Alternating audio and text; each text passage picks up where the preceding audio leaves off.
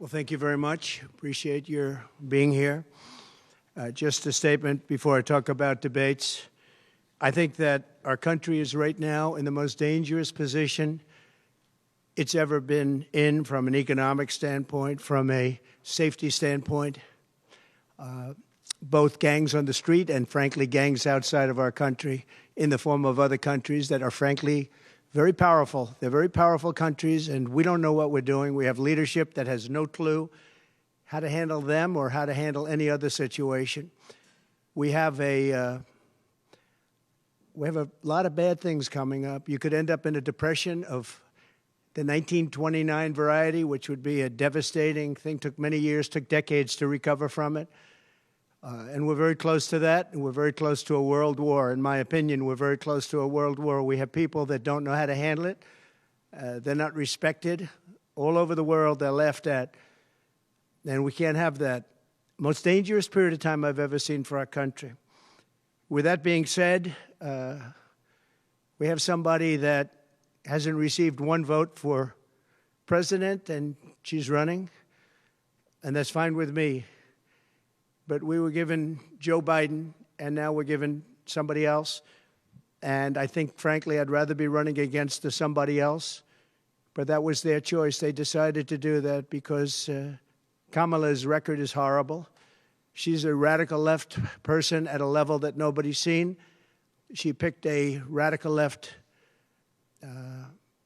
man that is, he's got things done that he has positions that are just not, it's not even possible to believe that they exist. He's going for things that nobody's ever even heard of. Heavy into the transgender world, heavy into lots of different worlds having to do with safety. He doesn't want to have borders. He doesn't want to have walls. He doesn't want to have any form of safety for our country. He doesn't mind people coming in from prisons, and neither does she, I guess, because she's not, she couldn't care less. She's the border czar. By the way, she was the border czar 100%.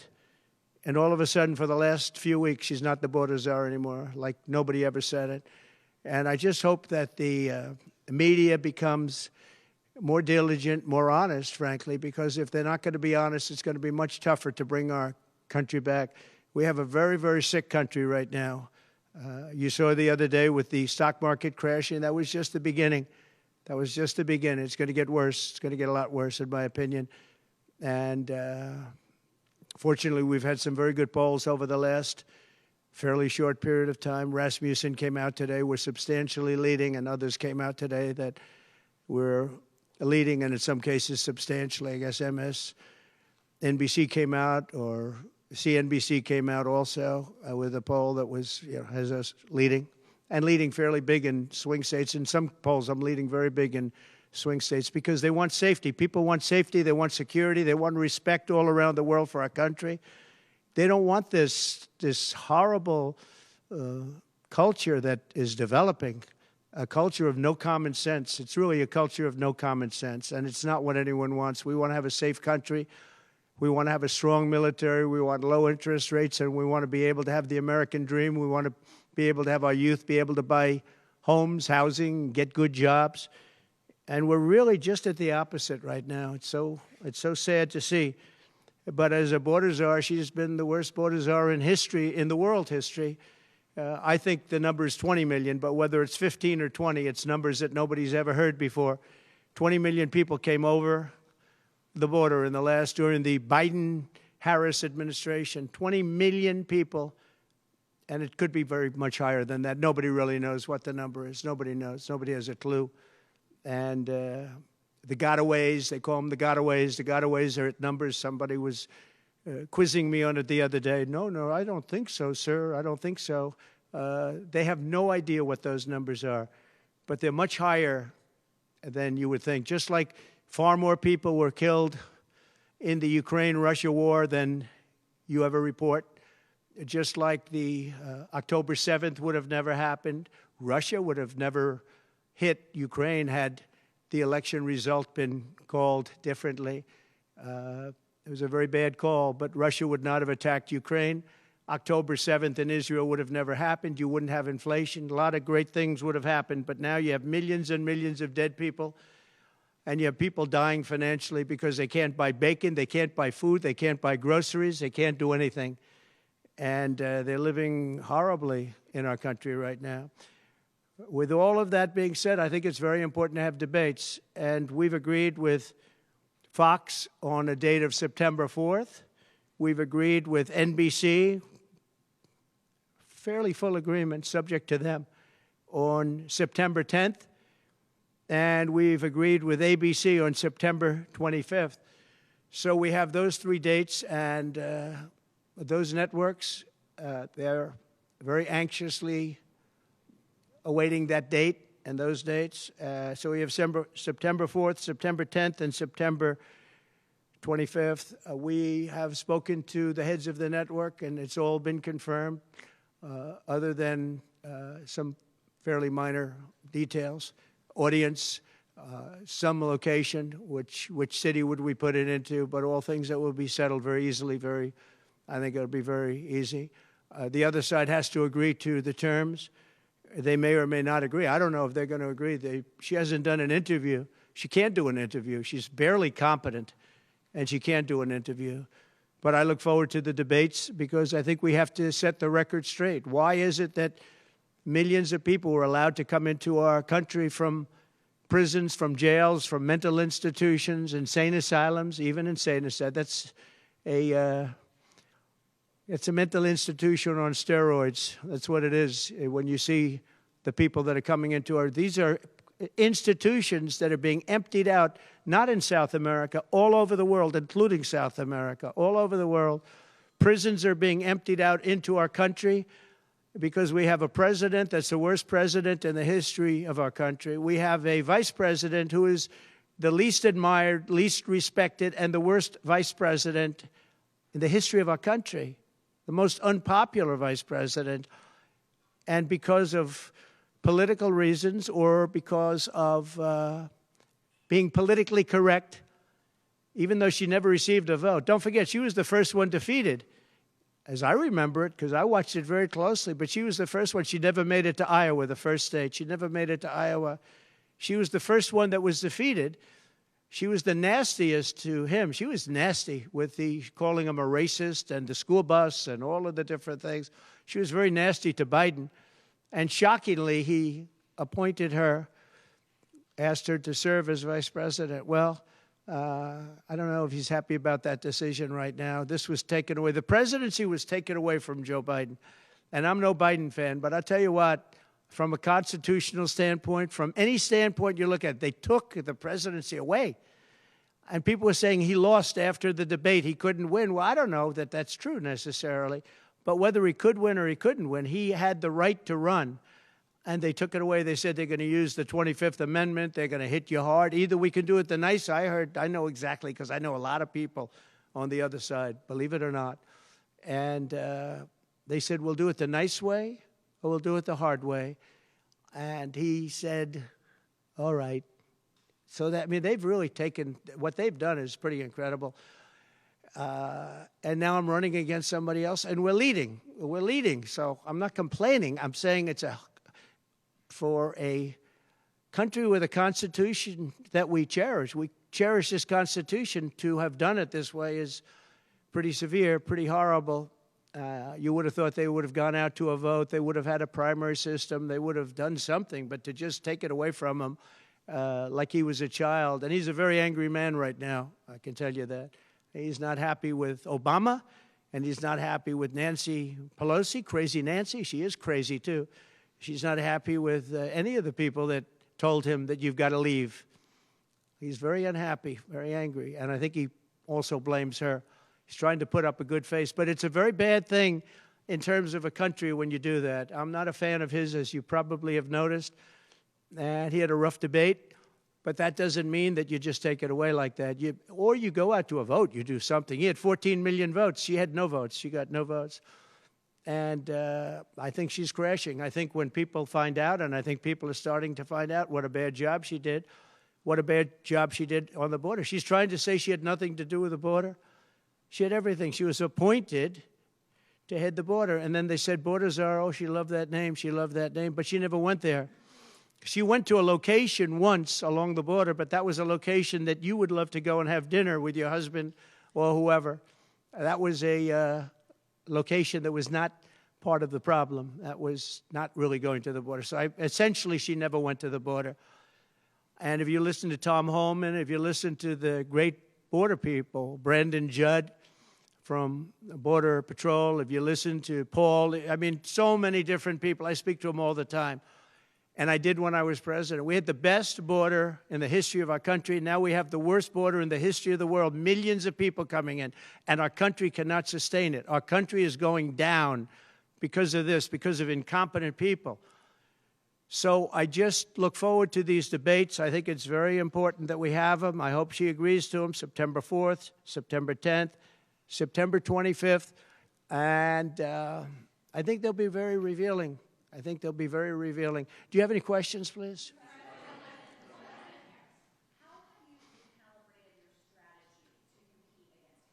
I haven't recalibrated strategy at all. It's the same policies, open borders, weak on crime. I think she's worse than Biden because he got forced into the position. She was there long before. She destroyed San Francisco. She destroyed California as the AG. But as the DA, she destroyed San Francisco. A friend of mine, Bob Tisch, all know the Tisch family. He was in many cities with companies. He said the greatest city in the country is San Francisco. That was about 20 years ago. And he passed away a while ago, and he would be looking down and said, what happened? He thought it was the best city in the country. He had divisions there, lows. And he would be looking down in horror now when he sees she destroyed no cash bail, weak on crime. She's terrible. And yet they weaponized the system against me. They have me. I got so many lawyers. Now they want to delay cases. I won the big case in Florida. I won the big case. Nobody even wrote about it. The big case, the judge was a brilliant judge. And all they do is they play the ref with the judges. But this judge was a fair but brilliant judge. And as you probably heard, the big documents case, I won it. Now, Biden lost it because he didn't have presidential immunity. He didn't have the Presidential Records Act. He lost it. But the special, I call it prosecutor, special counsel, special prosecutor to me, he, appointed by him and appointed by Garland, he said the man's incompetent. He can't stand trial, but he can run for president. But we no longer have to worry about that because we have somebody that, in my opinion, is more incompetent. She couldn't pass her bar exam and lots of other things, and she should not be in a position. Because if she becomes president, our country is going to be a giant fail. It's going to fail. It's going to be a failure the likes of which this world has never seen. Yeah, please. No, how about you?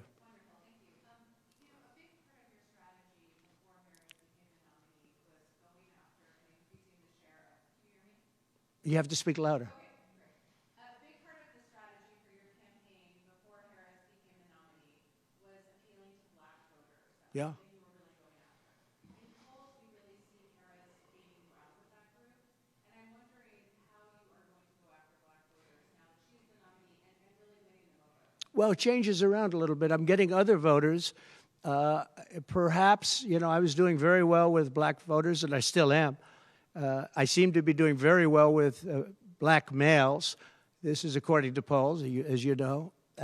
It's possible that I won't do as well with black women, but I do seem to be doing very well with other segments, extremely well with Hispanic.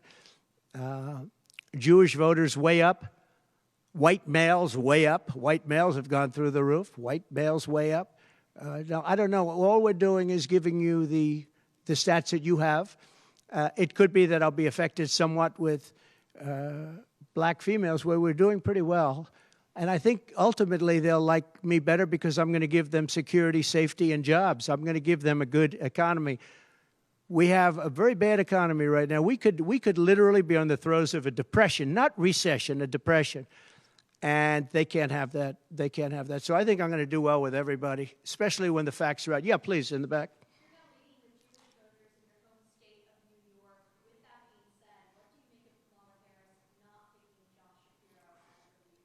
Well, I don't know. I know Josh Shapiro. He's a terrible guy, and he's not very popular with anybody. I think that this election maybe is better than Josh Shapiro would have been. But I think other than Josh Shapiro, I think she had some good choices. But Josh Shapiro is not one of them. He's caused a lot of damage with a lot of people. And I don't think he would have been better. I think he would have been maybe the equivalent, maybe not as good. But they had some people that they were looking at that were good, far superior to her. They actually had a story where they had everybody, including, they had like 10 people that she was looking at, and her.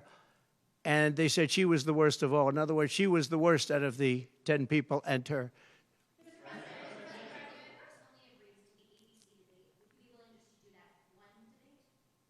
I don't know how that's going to work out.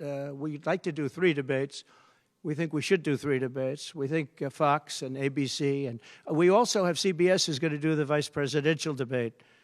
So CBS will do vice presidential. And I have to tell you, J.D. Vance has really stepped up. He's doing a fantastic job.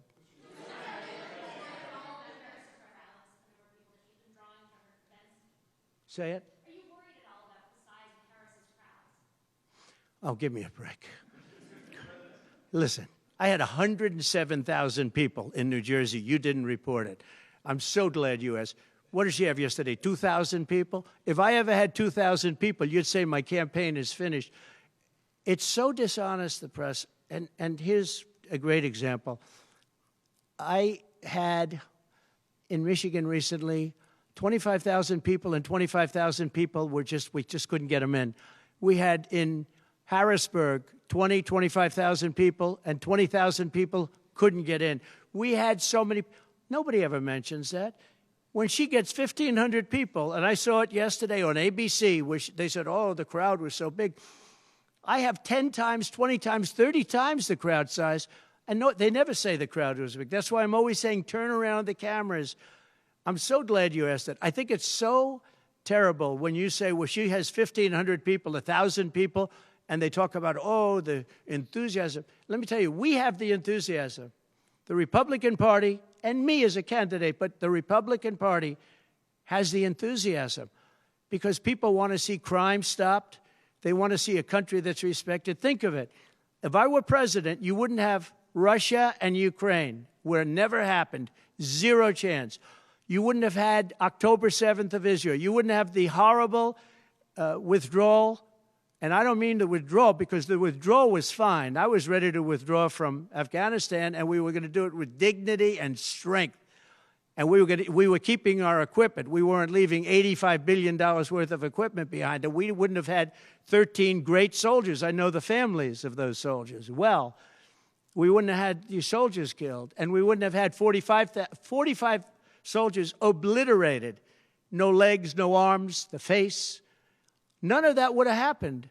And you wouldn't have had inflation. You wouldn't have had any inflation, because inflation was caused by their bad energy problems. Now they've gone back to the Trump thing because they need the votes. I don't know if you know, they're drilling now because they had to go back because gasoline was going up to $7, $8, $9 a barrel. So they said, we better do what Trump. But the day after the election, if they won, you're going to have fuel prices go through the roof. Everybody's going to be forced to buy an electric car, which they're not going to do because they don't want that. It's got a great market. It's got a market. It's really a sub-market. People want gasoline-propelled cars. They want hybrids. They want to have everything, and they want electric.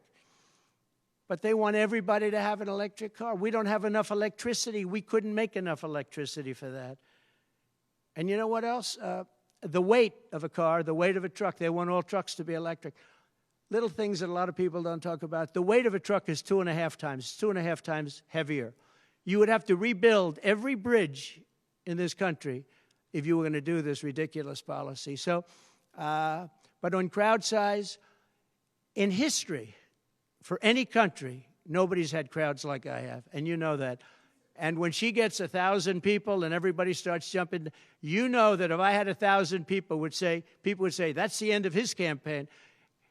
I have hundreds of thousands of people. In South Carolina, I had 88,000 people. In Alabama, I had 68,000 people. Nobody says about crowd size with me. But she has 1,000 people or 1,500 people, and they say, oh, the enthusiasm's back. No, no. The enthusiasm is with me and the Republican Party because they want to stop crime. They want to stop people from pouring into our country from places unknown and from countries unknown, from countries that nobody ever heard of. That's where the enthusiasm is.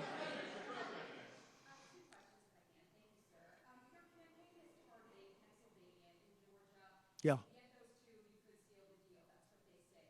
How important is it to you, and is it salvageable for you to be able to repair the relationship with Governor Kemp? I don't know. I don't know if I can or not. I got him elected. Without me, he wouldn't be governor. I got him elected. He was doing terribly. I got him elected. With that being said, I hope we can repair it, but if we don't, the people are still the people, and they're going to vote. We're leading in Georgia by a lot. We're leading in Pennsylvania by a lot. So, but I don't know. Now, in Pennsylvania, I have great relationships. In Georgia, I do too, but unfortunately not with the governor. I've never understood it. When you get somebody elected, they're supposed to like you. He's not exactly, for some reason, and you'll have to ask him about that. Yeah, I'd love to see it get repaired. I think that if we don't win Georgia, Georgia is a big win, is a big state. So I won Alabama by a record. Nobody's ever gotten that many votes. I won South Carolina by a record. You don't win Alabama and South Carolina by records and lose Georgia. It doesn't happen. And the people of Georgia understand that. There was tremendous anxiety and problems in Georgia. A lot of people say, what happened? And we have to, all we want is honest elections. If we have honest elections in Georgia, and we have honest elections in Pennsylvania, we're going to win them by a lot.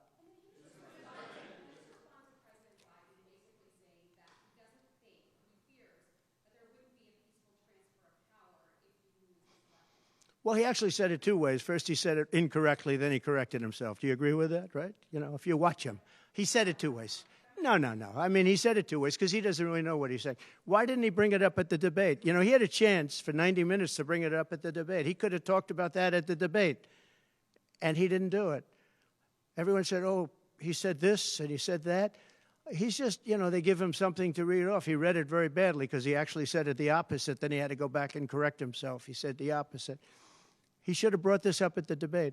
If he had a problem, of course there'll be a peaceful transfer. And there was last time, and there'll be a peaceful transfer. I just hope we're going to have honest elections. That's all, okay? You have not had a public campaign event for nearly a week now, Mar-a-Lago, Montana, which is not a swing state. Some of your allies have expressed concern that you're not taking this race seriously, particularly What a stupid question this is. enthusiasm on the other side. Why haven't you been campaigning? Because I'm leading by a lot and because I'm letting their convention go through, and I am campaigning a lot. I'm doing tremendous amounts of taping here. We have commercials that are at a level I don't think that anybody's ever done before. Plus, in certain cases, I see many of you in the room where I'm speaking to you on phones, I'm speaking to radio, I'm speaking to television.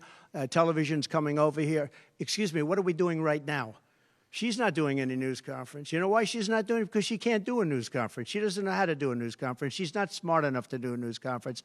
And I'm sorry, we need smart people to lead this country because our country's never been in this danger before, both economically and from an outside perspective. Russia doesn't respect us anymore. China doesn't respect us anymore. North Korea, Kim Jong-un, liked me a lot. He doesn't like this group. We are in great danger. We're in great danger of being in World War III. That could happen. No, after their convention, yeah. And I'm going out, actually, I'm going out to certain places to help certain senators get elected. Not even for me. I'm trying to help when I go out to Wyoming or when I go out to Montana, or I'm going to different places to help people. And I don't have to go there because I'm leading those states, as you know, by 35, 40, 50 points. I'm leading by record numbers. I'm going because I want to help senators and congressmen get elected. Congressmen and women get elected. Yes, please. Yeah, go ahead. The upcoming what? Oh, yeah.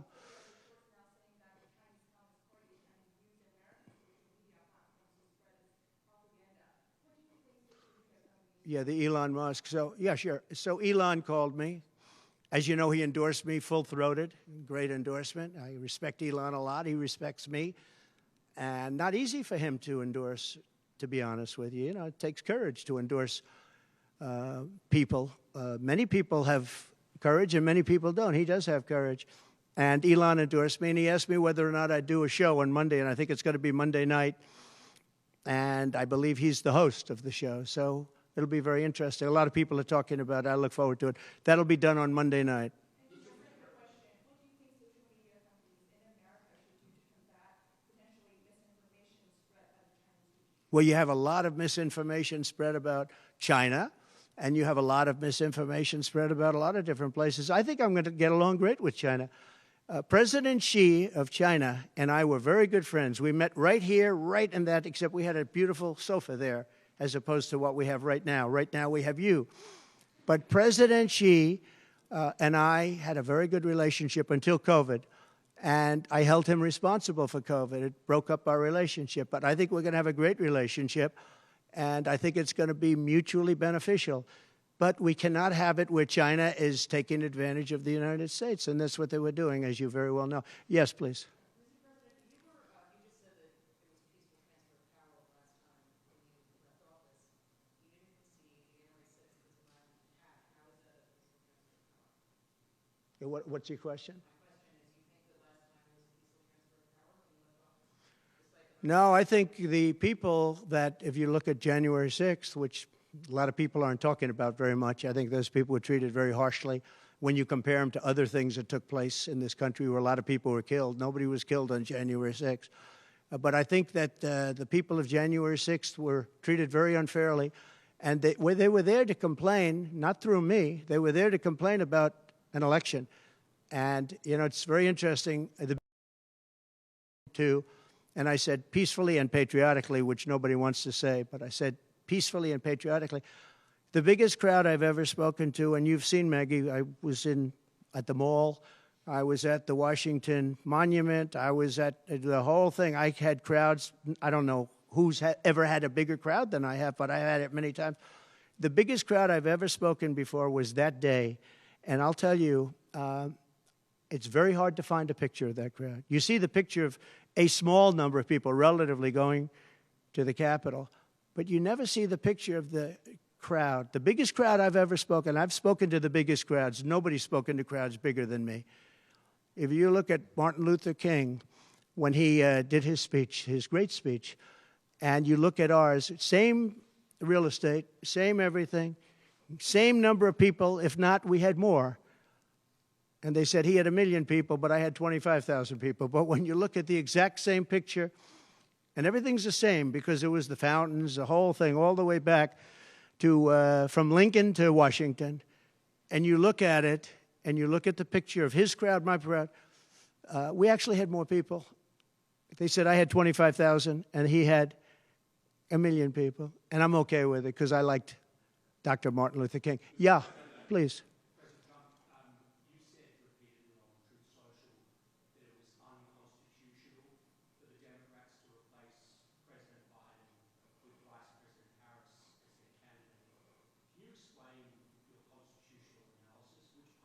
Yeah, sure.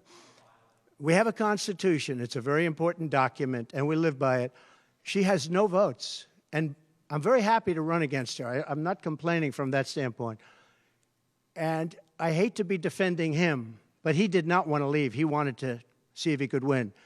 They said, you're not going to win. After the debate, they said, you're not going to win, you can't win, you're out. And at first they said it nicely, and he wasn't leaving, and then you know it better than anybody. Wait a minute. So when you think about it, they said at first they were going to go out to another vote. They were going to go through a primary system, a quick primary system, which it would have to be. And then it all disappeared, and they just picked a person that was the first out. She was the first loser, okay? So we call her the first loser. She was the first loser when during the primary system. During the Democrat primary system, she was the first one to quit, and she quit. She had no votes, no support, and she was a bad debater, by the way, very bad debater. And that's not the thing I'm looking forward to, but she was a bad debater. She did obviously a bad job. She never made it to Iowa. Then for some reason, and I know he regrets it, you do too, he picked her, and she turned on him too. She was working with the people that wanted him out. But the fact that you can get no votes, lose in the primary system, in other words, you had 14 or 15 people, she was the first one out, and that you can then be picked to run for president, it seems to me actually unconstitutional. Perhaps it's not. Please.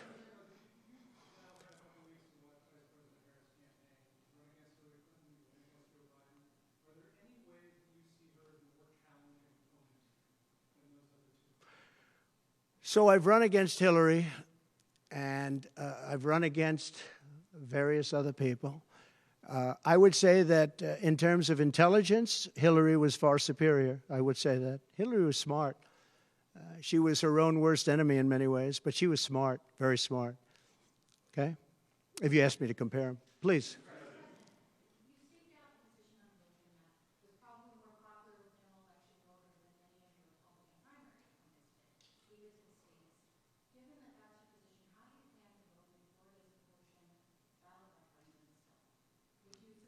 Would you repeat that question, please? You have to speak up. Yes, sir. It's a hard room because it's very big, if you know. So this is worth $18 million. Oh, I see.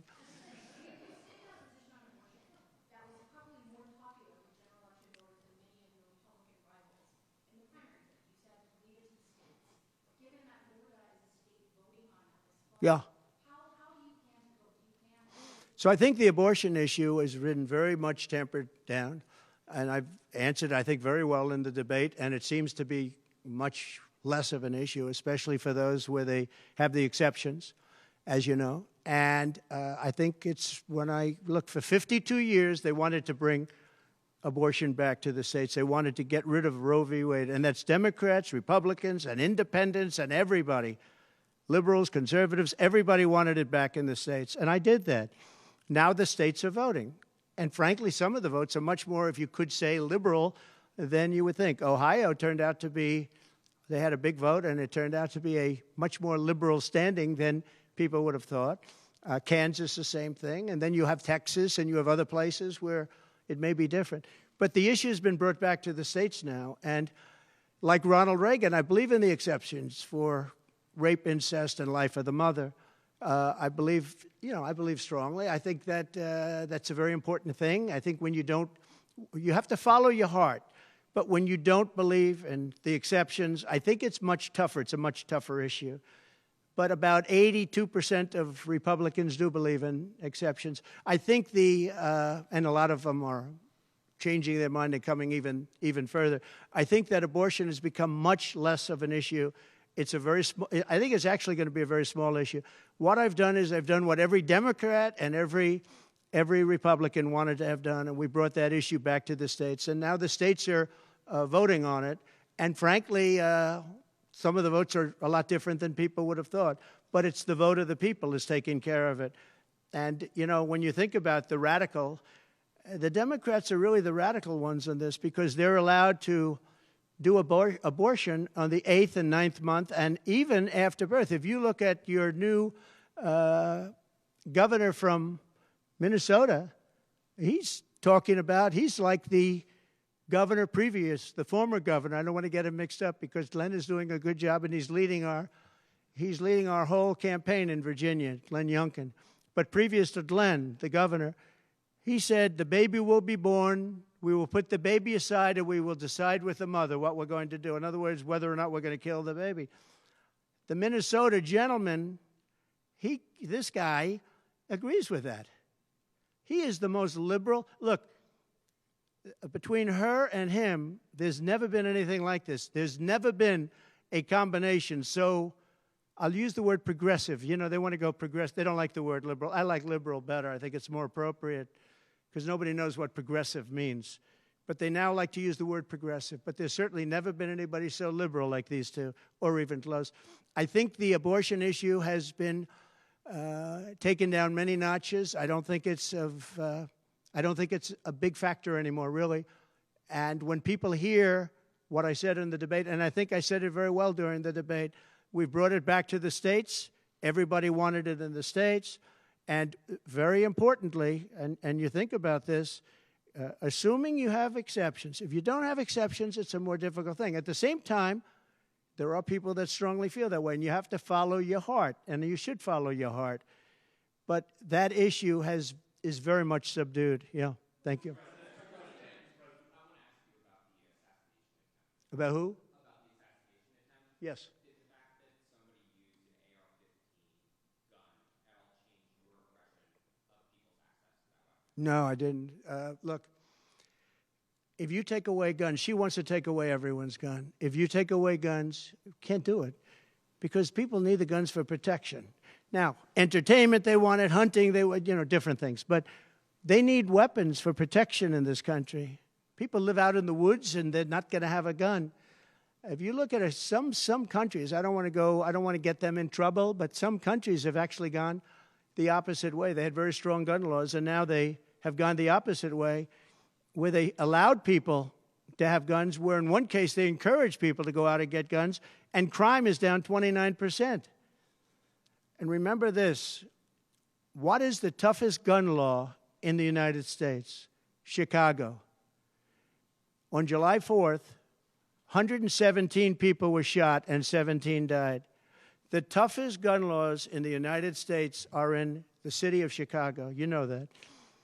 They had 117 people shot. Afghanistan does not have that.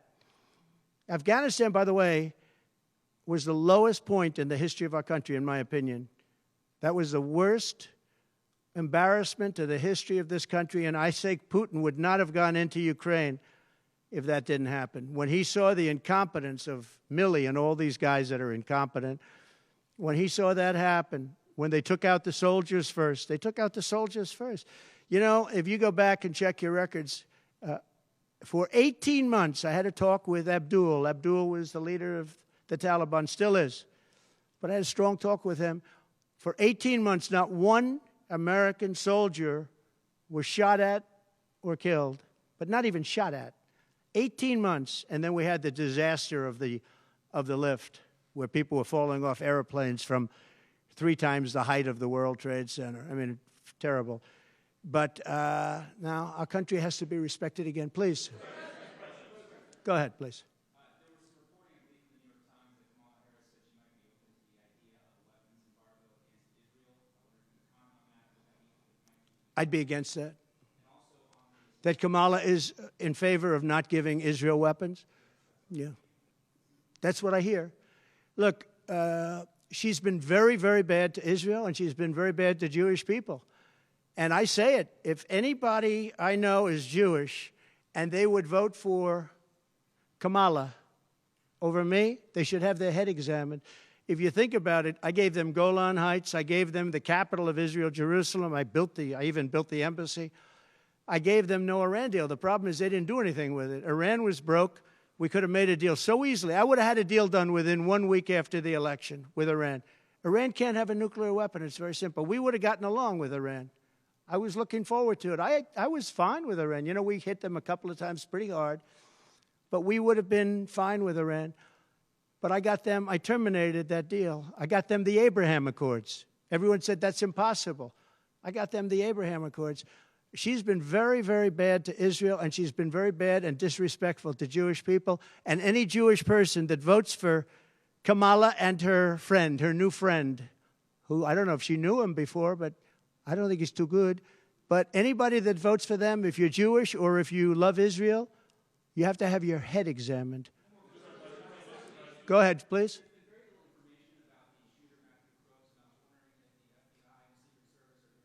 They have. The FBI came to see me about the shooter. I think they've done a very good job. And I think they did a very good job with respect to this other lunatic that they have in custody. Please. There's been some discussion around Vice President Harris's relationship with Willie Brown, yeah, former mayor of San Francisco, and how that might have intersected with her career trajectory.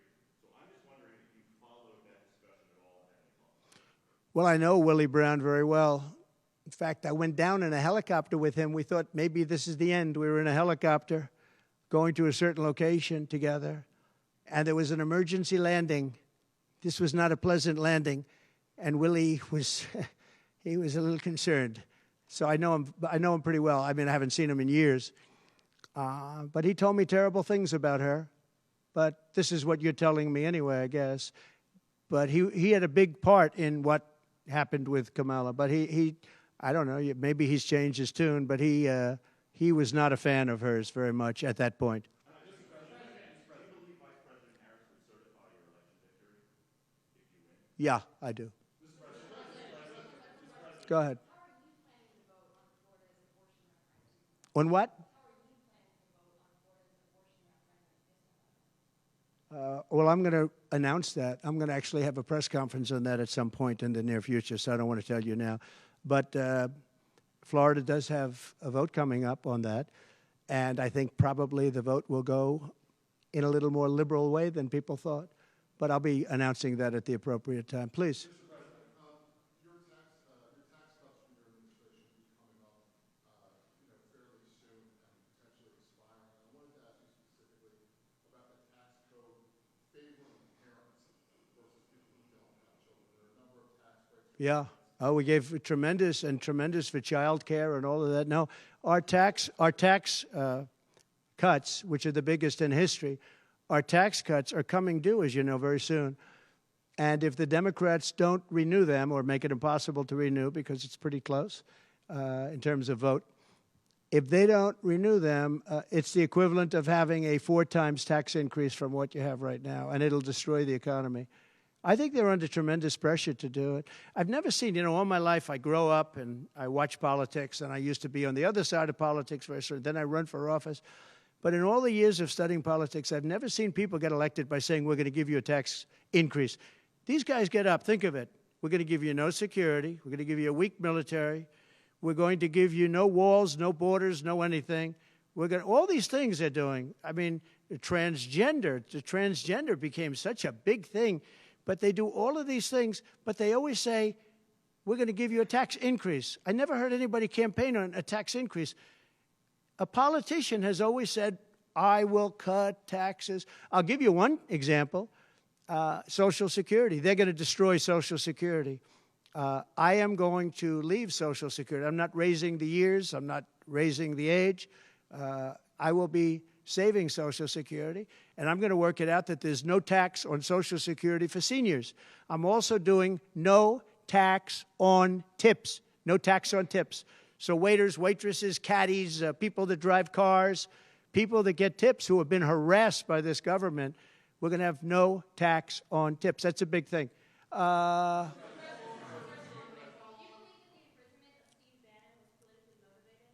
Yeah, oh, absolutely, sure. Because other people have done far bigger things than Steve Bannon. Sure, it's politically motivated. I think it's a horrible thing they did. Look, they've weaponized government against me.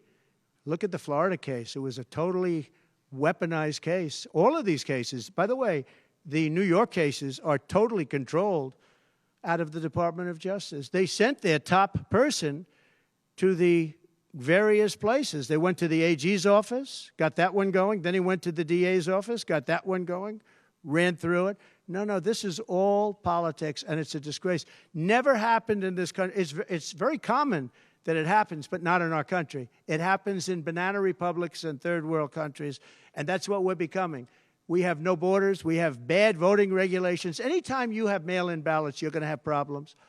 France learned that lesson. France had all mail-in voting, and they went back to paper ballots, voter identification, voter ID. They went back to a normal system, one-day voting. They don't want to be around, voting for 64 days. And look, the election, I keep talking about November 5th, but the election really starts on September 6th. That's when it starts because it's early voting. We should have one-day voting. We should have paper ballots. We should have voter ID, and we should have proof of citizenship. Please. No, the gentleman in the back. For who? You're going to have to talk louder, sir. Do you support continuation of tax credits for EVs? And secondly, what sort of political or policy advice does Elon Musk give you? Elon is a very different kind of a guy. He's a very big believer in the country, but he's very worried about the country. He's very worried about the country.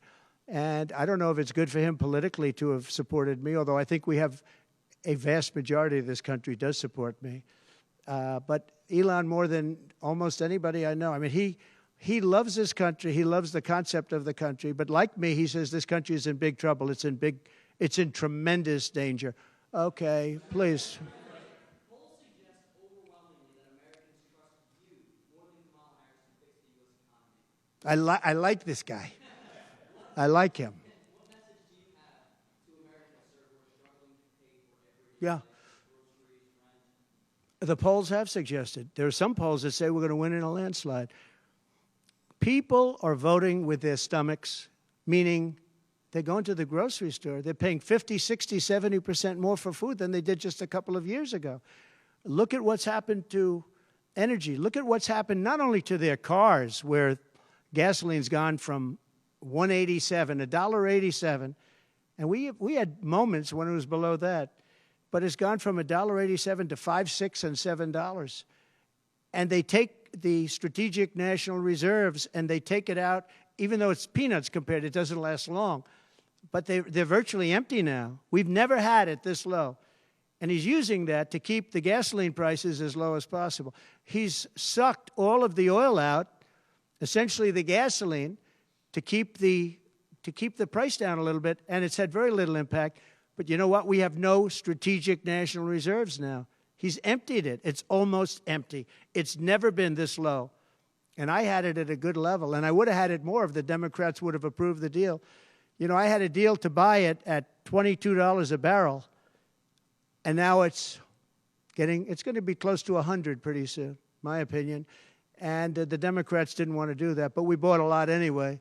And we had it pretty good. And what they've done to the national reserves, the strategic national reserves, is, as you know very well, because you cover it, but what they've done is incredible. They've just, for the sake of getting some votes, for the sake of having gasoline, you know, that's meant for wars. It's meant for, like, tragedy. It's not meant to keep a gasoline price down so that somebody can vote for Biden, or in this case, Kamala, who, by the way, is worse than Biden, and she's actually not as smart. Okay? She's actually not as smart. That's hard to believe, isn't it? Yeah, please. Okay. There are other things the federal government could do, not just a ban. Would you direct your FDA, for example, to revoke access to mifepristone? That's one of the things. Sure, you could do things that would supplement, absolutely. And those things are pretty open and humane.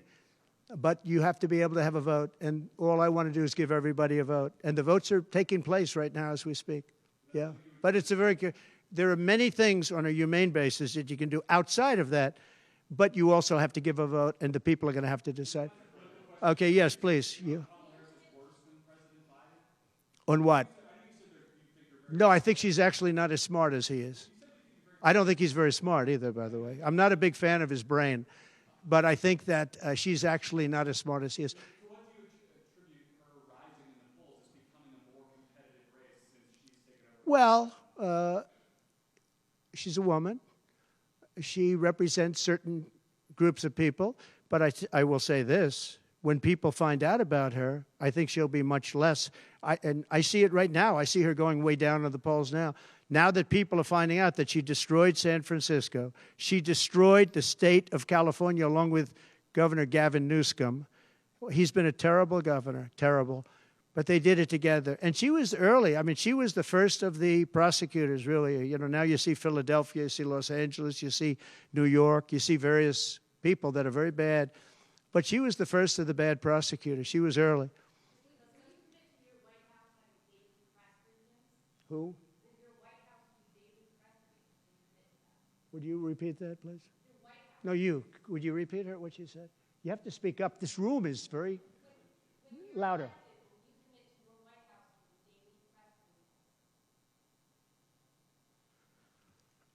Do you hear her? A daily press briefing? Why would I do that? I would give you all the press briefings you want. Look what I'm doing here. But why would I do a daily press? You'd get tired of me very fast. No, but I will give you total access, and you'll have a lot of press briefings, and you'll have from me. Now, are you talking about from me or from a press secretary? Well, yeah, probably they'll do something. If it's not daily, it's going to be a lot. You'll have more than you want.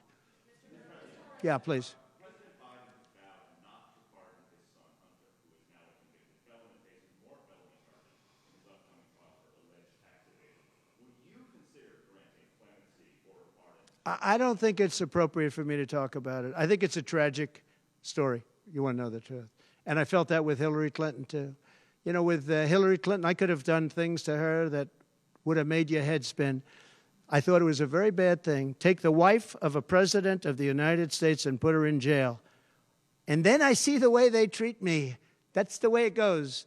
But I was very protective of her. Nobody would understand that, but I was. I think my people understand it. They used to say, lock her up, and I'd say, just relax, please. We won the election. I think it would be I think it would have been horrible for our country and we had her between the hammering of all of the files. And don't forget, she got a subpoena from the United States Congress. And then, after getting the subpoena, she destroyed everything that she was supposed to get. I thought it was so bad to take her and put her in jail, the wife of a president of the United States. And then, when it's my turn, nobody thinks that way. I thought it was a very terrible thing. And she did a lot of very bad things. I'll tell you what, she was pretty evil. But in terms of the country and in terms of unifying the country, bringing it back, to have taken her and to have put her in jail, and I think you know the things as well as I do. There were some pretty bad acts that she did. I think it would have been very bad for our country. And a lot of my people, a lot of the MAGA, as they call them, but the base. And I think the base is 75% of the country, far beyond the Republican Party, because we're a party of common sense, and I'm a person of common sense. I want to have low taxes. I want to have strong borders. I want to have a strong military so that China and Russia, look, they've allowed China and Russia to do the impossible combined. They're natural enemies. They always have been, because China needs more land and Russia has it. They've always been natural enemies, and because of Obama, it started with him, and then Biden, because he didn't know what the hell he was doing, they've now become one force. And then now they're adding Iran to it, and they're adding North Korea to it. Pretty powerful force. This is something that is unthinkable that they allowed to happen. Just to put a button on this, you're saying that you're not going to change your campaign strategy, you're going to keep going with the issues. Well, what if this so-called honeymoon period doesn't end? Oh, it's going to end. The honeymoon period's going to end. Look, she's got a little period. She's got a convention coming up. It's about policy. It's not about her. I think she's incompetent because I've watched her. She destroyed California. She destroyed San Francisco. Everything she's touched has turned to bad things. I'm not going to use foul language, but everything she's touched has turned bad. She's incompetent. The reason she's not doing what I do and she's not doing what she should be doing, she won't even do interviews with friendly people because she can't do better than Biden. Now, he had a reason for not doing well, and he was never, 25 years ago, the sharpest or brightest bulb in the ceiling. That I can tell you, okay? He wasn't. But he could do interviews at least. Not lately, he couldn't, perhaps. But she should be doing interviews. She doesn't want to do interviews. And the reason she doesn't is, number one, her policies are so bad. Just to answer your question, I think that it's not going to change because it's really ultimately not about her as much as about her policies. She wants open borders. She wants to defund the police. She wants to defund the police. She wants to take away your guns. Anybody that thinks they're not going to come after your guns, you know, when I was president, I totally protected the guns. And I think it's very important. And I know I take some heat sometimes for it, but you have to have safety. You have to have, when the bad guy walks in with a gun, you got to have some way of protecting yourself. And boy, that would be, you would see crime go up at levels that you've never seen. When people say on this side of the house, this house has guns, we will use the guns, they say, let's pass. We'll go someplace else. You have to have them. And for 4 years, and you know, as you know, the NRA endorsed me very powerfully every time I ran, every time. My sons are members, and I guess indirectly I'm a member too. But they gave me the strongest of endorsements, and that's against very strong competition. People that felt the same way. No, you have to have that right. Our Second Amendment is a very important right, and it has to be protected. Okay, how about you? Go ahead. Yeah. So there are some of the most brilliant people on Wall Street that are saying that if President Trump doesn't win, you're going to have a depression. I happen to agree. I think that's true. Because I know how bad these people are. You know, they like to say that they did this and that. You saw the $7 trillion that they said it was me for $7 trillion. It wasn't me. It was them. They said that I had inflation. They took over 9% inflation. No, I had 1% inflation. I had actually no inflation because if you look at the categories, we had just about no inflation. But I had a very minor, I actually had a positive inflation. It was a perfect number because you don't want zero. I mean, I'm not going to give you a whole course on economics, but you don't want zero. 1%, 1.4% is great. You want a little bit because you don't want to have deflation. Deflation is, in many ways, even worse. I had a perfect number right around the 1% number. It was perfect. And to show you, it stayed there for 2 years. And then he did all of the different borrowings that he did. And then he did so many things wrong. Every time he would do it, I'd say, big mistake. And don't forget, they sell hats and they sell stories. Trump was right about everything. I have been right about a lot. Yes, Maggie.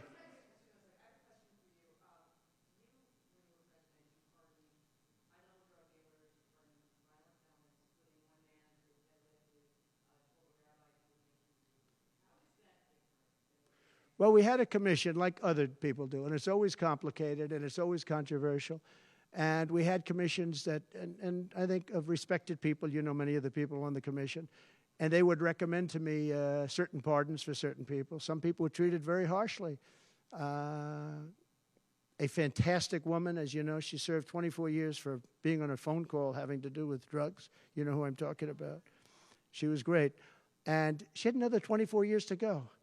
And it was largely about marijuana, which in many cases is now legalized, okay? But we had many very highly regarded people on a commission, and they'd recommend, and they'd put a reason why. Some people were, served time, but they served a lot of time for something that today people wouldn't even serve time by. Well, for the most part, I think they did. I mean, they did. They go through. They went through. I had a commission. It was a very important commission to me, and highly respected people. And frankly, they came up with some decisions that I wouldn't necessarily agree with, but I did it. But I let a lot of people out that had no representation. I went to people in jails, in prison that we respected. I said, how many of these people should be let out? We let out large groups of low-income people that were serving like 40 years for something that today you wouldn't even be put in jail for. We had very few people let out because I said I really don't want to let people out where they had a lot of violence, where they had killing, et cetera, et cetera. And for the most part, we didn't do that. Yeah, please.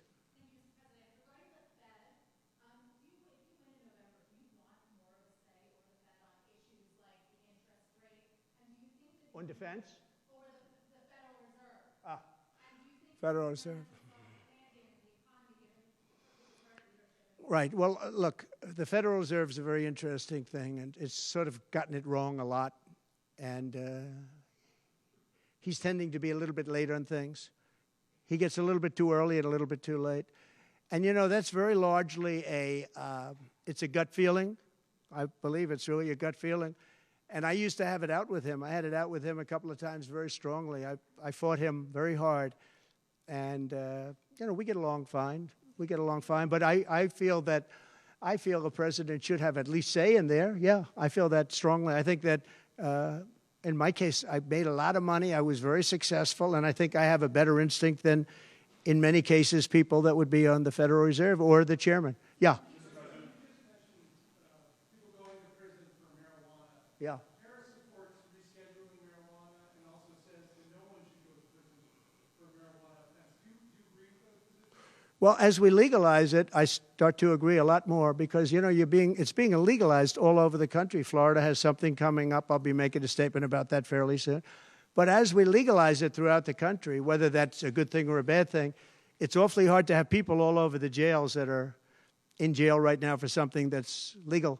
So I think obviously, there's a lot of sentiment to doing that. Yeah, please. Kamala Harris's father is Jamaican American, and she went to a historically black college. How is she only recently deciding to be black? Well, you'll have to ask her that question because she's the one that said it. I didn't say it. So you'll have to ask her, and I very much appreciate that question, but you'll have to ask her. But I've known her for a long time.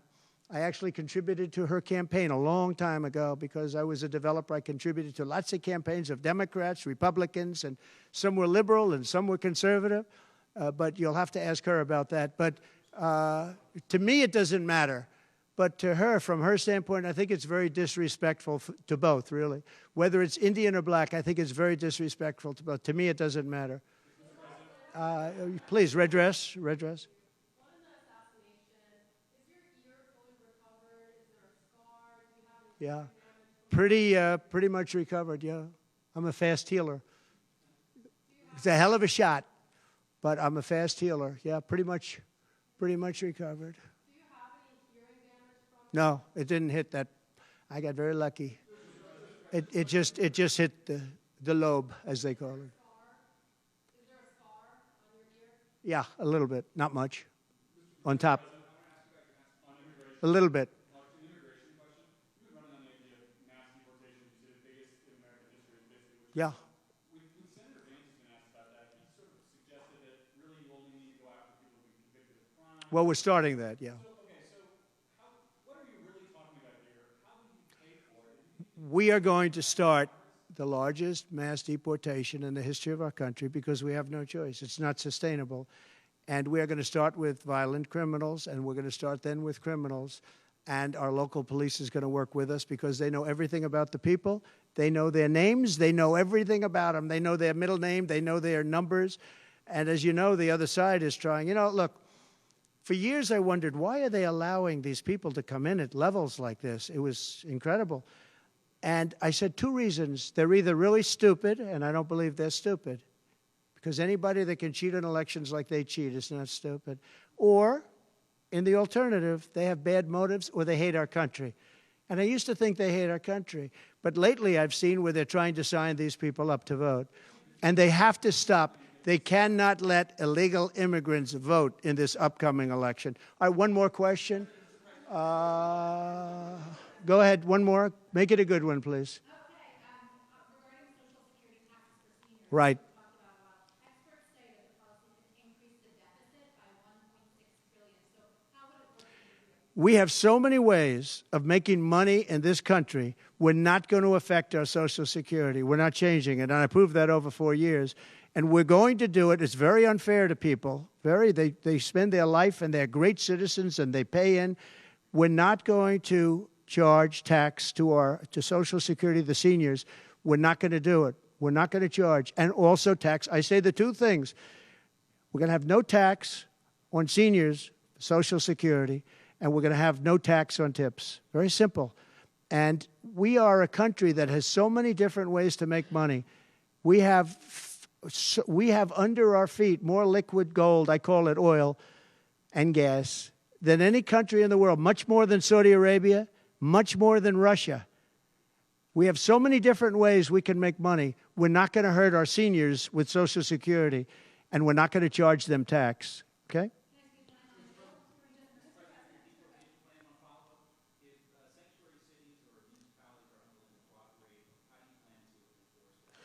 We should not have sanctuary cities. Sanctuary cities is a way of protecting criminals, and we should not have sanctuary cities.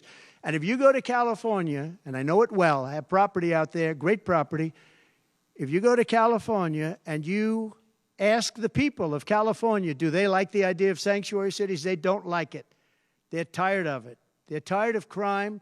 They're tired of what's happened to our country. Our country's become a crime-ridden mess, and we're going to stop it on November 5th. Thank you very much, everybody. Thank you. Thank you.